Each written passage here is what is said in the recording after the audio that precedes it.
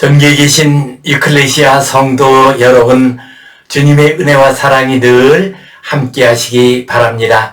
레위기 19장 2절 말씀에 너희는 거룩하라, 이는 나 여호와 너의 하나님이 거룩함이라 말씀하셨습니다. 주님의 은혜 가운데 거룩한 하나님의 백성으로서 이 세상을 구원하고 이 세상을 아름답고 거룩하게 세워가는 복된 성도님들 되시기를 간절히 바랍니다. 우리 함께 사도신경 고백하심으로 유클레시아 예배 시작하겠습니다. 나는 전능하신 아버지 하나님 천지의 창조주를 믿습니다. 나는 그의 유일하신 아들 우리 주 예수 그리스도를 믿습니다. 그는 성령으로 잉태되어 동정녀 마리아에게서 나시고 본디오 빌라도에게 고난을 받아 십자가에 못 박혀 죽으시고 장사된 지 사흘 만에 죽은 자 가운데서 다시 살아나셨으며 하늘에 오르시어 전능하신 아버지 하나님 우편에 앉아 계시다가 거기로부터 살아있는 자와 죽은 자를 심판하러 오십니다. 나는 성령을 믿으며 거룩한 공교회와 성도의 교제와 죄를 용서받는 것과 몸의 부활과 영생을 믿습니다. 아멘. 우리 함께 찬송 420장 드리겠습니다.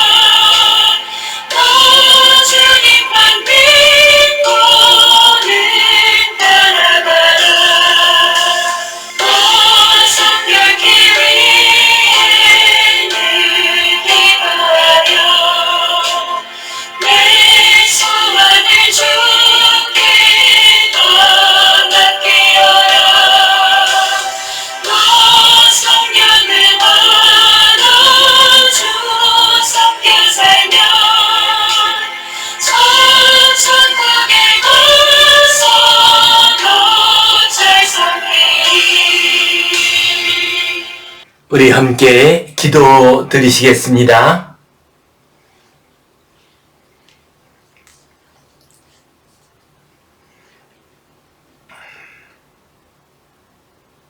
하나님 아버지, 은혜에 감사합니다. 오늘도 주님 앞에 나와 예배하오니 우리의 예배를 받아 주시옵소서. 이 예배를 통하여 하늘의 신령한 음성을 듣게 하시고 거룩한 하나님의 자녀로서 살아갈 수 있는 새 힘을 얻게 하여 주시옵소서. 주님, 간절히 기도합니다. 저 튀르키예 땅과 시리아 땅에 큰 지진이 일어났습니다. 많은 생명이 상하였습니다. 주님, 그 땅을 불쌍히 여겨 주시옵소서. 희생당한 이들의 영혼을 긍휼히 여겨 주시옵소서. 살아남은 자들의 앞날 위에 은혜를 내려주시어서 앞으로의 삶이 복되고 아름다운 삶이 될 수 있도록 인도하여 주시옵소서. 부상당한 이들 하루바삐 온전히 치유되게 하여 주시옵소서. 그 나라를 돕기 위하여 세계 곳곳에서 구조대가 파견되었습니다. 많은 구호품과 구호금이 전달되고 있습니다. 이러한 모든 일들을 통하여 하나님의 사랑과 하나님의 거룩한 뜻이 이 땅에 이루어질 수 있게 인도하여 주시옵소서. 하나님 나라가 그 불행한 땅에도 임하게 하여 주시옵소서. 우리 땅에도 가난하고 헐벗고 병들고 연약한 이들이 많이 있습니다. 주님 도와주시고 은혜 내려 주시옵소서. 그 생명을 긍휼히 여겨주시고 아름답고 귀한 삶의 길 열어 주시옵소서. 구원의 길을 열어 주시옵소서. 주님께 온전히 의탁하오며 예수님 이름으로 기도하옵나이다. 아멘. 하늘에 계신 우리 아버지, 아버지의 이름을 거룩하게 하시며 아버지의 나라가 오게 하시며 아버지의 뜻이 하늘에서와 같이 땅에서도 이루어지게 하소서. 오늘 우리에게 일용할 양식을 주시고 우리가 우리에게 잘못한 사람을 용서하여 준 것 같이 우리 죄를 용서하여 주시고 우리를 시험에 빠지지 않게 하시고 악에서 구하소서. 나라와 권능과 영광이 영원히 아버지의 것입니다. 아멘. 오늘은 산상수훈의 말씀 가운데서 마음까지 순결한 성도, 이 제목 가지고 함께 말씀을 나누겠습니다. 주님께서는 마태복음 5장에서 7장에 이르는 산상수훈에서 참으로 귀하고 소중한 말씀을 우리에게 전해 주셨습니다. 먼저 팔복의 말씀을 주셨습니다. 그 다음에는 우리 성도들의 정체성에 대한 말씀을 주셨습니다. 곧 우리 성도들은 이 세상의 소금과 빛이라고 말씀하셨습니다. 그 다음에 주님께서는 율법과 계명에 대한 말씀을 우리에게 전해 주셨습니다. 내가 율법과 계명을 폐하러 온 것이 아니라 완전하게 하려고 왔다 말씀하셨습니다. 그리고 완전하게 한다는 것이 어떤 의미인가를 가르쳐 주셨습니다.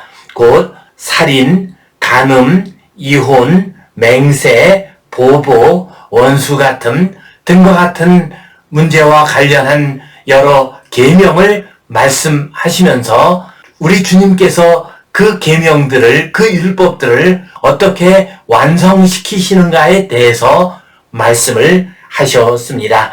형제에게 분노하거나 형제를 멸시하고 모욕하는 것은 살인하는 것과 같다라고 말씀하셨습니다.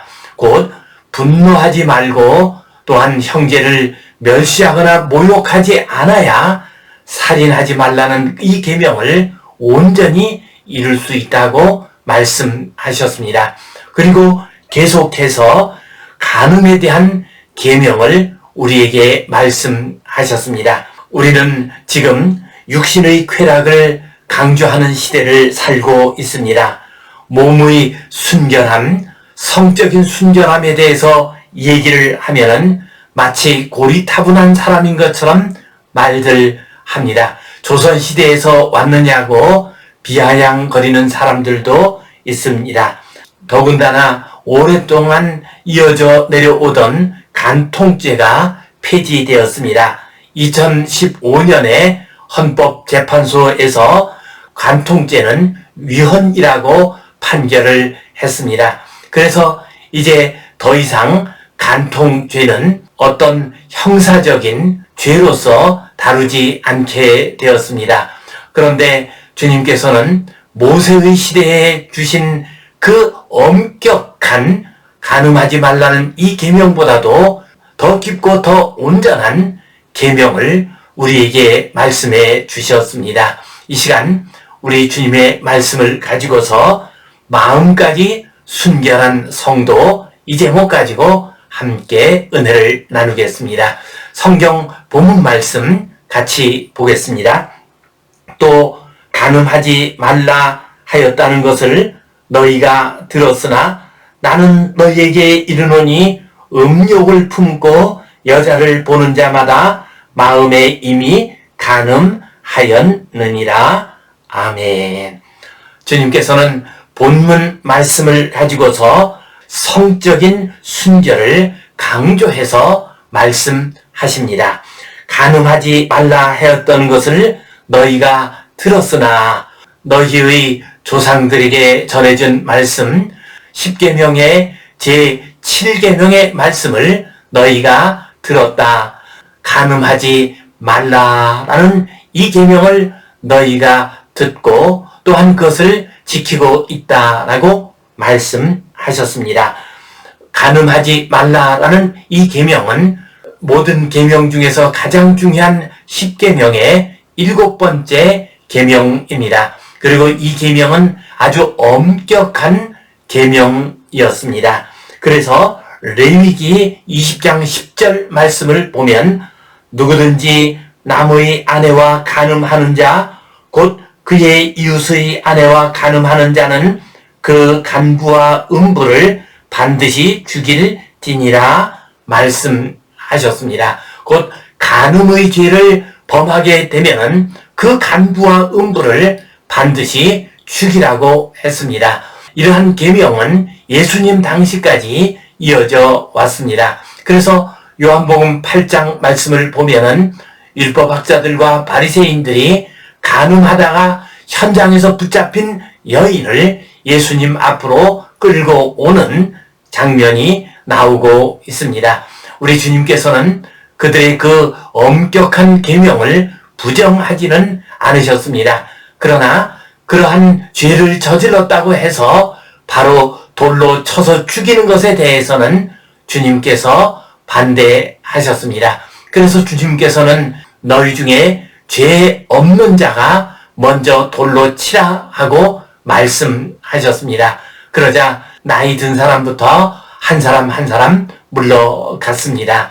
모든 사람이 다 죄를 범했습니다. 율법을 범했습니다.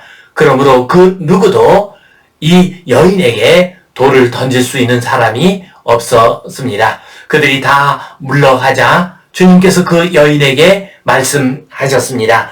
나도 너를 정죄하지 아니하노니 가서 다시는 죄를 범하지 말라 하고 말씀을 하셨습니다. 이처럼 주님께서는 그 당시의 간음에 대한 율법을 부정하지 않으셨습니다. 그러나 그 율법을 어긴 사람을 긍휼히 여겨주시고 또한 새롭게 살아갈 수 있는 삶의 기회를 허락하여 주셨습니다. 용서하여 주셨습니다. 이렇게 해서 주님께서는 그 율법을 온전히 이루시면서 하나님의 사랑을 증거해 보이셨습니다. 주님께서는 말씀하십니다. 나는 너희에게 이르노니. 이것은 산상수훈의 반복되는 패턴입니다. 곧 지금까지 이어져 내려오던 율법에 대한 해석과는 다른 해석, 다른 입장을 말씀하고 계십니다. 율법과 계명을 완전하게 하는 방법을 말씀하고 계십니다. 음욕을 품고 여자를 보는 자마다 마음에 이미 간음하였느니라.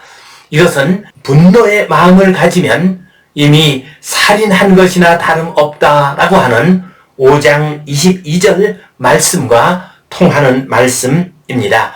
분노는 살인의 뿌리입니다. 이와 마찬가지로 음욕을 품는 것은 간음의 뿌리가 됩니다. 살인하지 말라라는 계명을 잘 지키기 위해서는 마음속에서 일어나고 있는 형제에 대한 분노를 제해야 합니다. 이와 마찬가지로 간음하지 말라는 계명을 완전하게 하기 위해서는 그 마음속에서 일어나는 음욕을 제해야 합니다.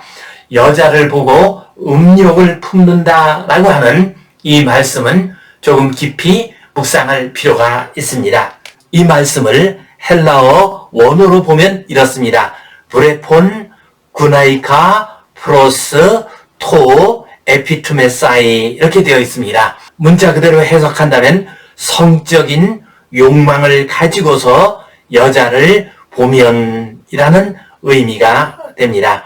여기에서 중요한 단어는 브레포라고 하는 단어입니다. 이 브레포라고 하는 말은 그냥 보는 것이 아닙니다. 목적을 가지고서 어떤 의지를 가지고서 주의 깊게 바라보는 것입니다. 그래서 오늘 이 본문 말씀도 영어로 번역을 하면 Look at a woman to lust for her 라고 할 수가 있습니다.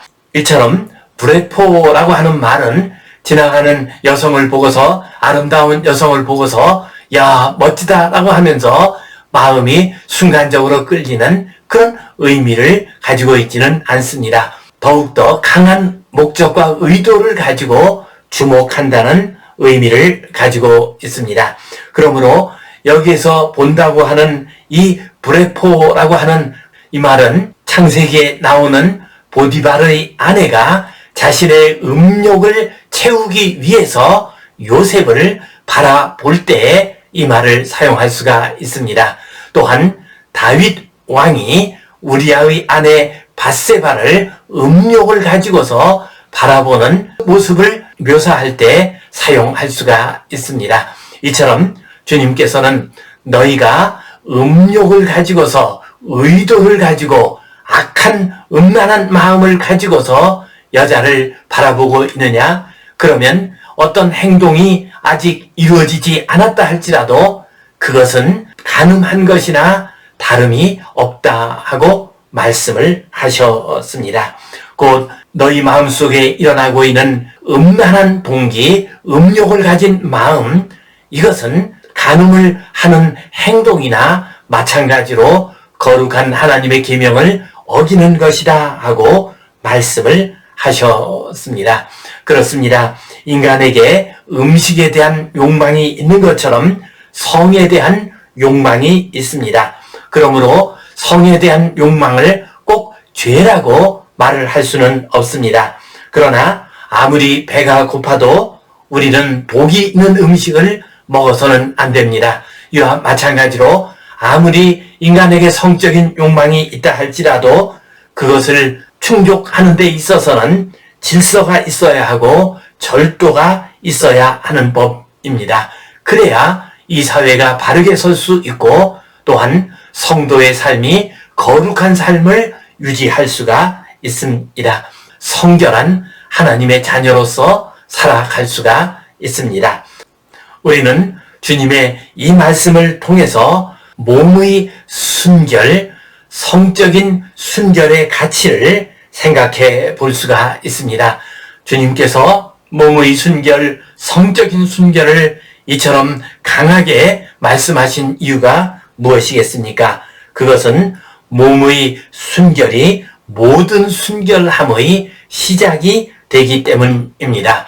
바울 사도께서는 고린도전서 3장 16절 말씀에서 우리의 몸은 그리스도의 지체이고 성령이 거하시는 전이라고 말씀을 하셨습니다. 너희는 너희가 하나님의 성전인 것과 하나님의 성령이 너희 안에 계시는 것을 알지 못하느냐 말씀하셨습니다. 우리의 몸이 하나님의 성전입니다. 성령께서 거하시는 곳입니다. 그러므로 우리가 우리의 몸을 순결하게 할 때 우리는 그리스도와 연합될 수 있습니다. 성령께서 우리 안에 온전히 거하시게 됩니다. 몸의 순결은 하나님과의 바른 관계를 맺는 데에 필수적인 요소입니다.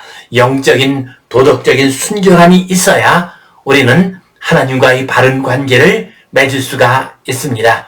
그리고 하나님과의 바른 관계가 깨어진다고 하는 것은 영적인 순결함이 깨어지는 것입니다. 그래서 구약 성경의 예언자들은 하나님을 떠나 우상을 섬기는 이스라엘 백성을 책망할 때 남편을 버리고 간음한 여인에 비유해서 말씀하셨습니다. 몸의 순결함은, 성적인 순결함은 하나님과 바른 관계를 맺는 필수적인 조건임을 우리에게 말씀하셨습니다. 또한 이 몸의 순결함 속에는 특별한 매력과 능력이 들어 있습니다. 성적으로 순결하고 몸의 순결함을 지키는 사람에게는 특별한 은혜가 임하게 됩니다. 하나님의 특별한 능력이 나타나게 됩니다.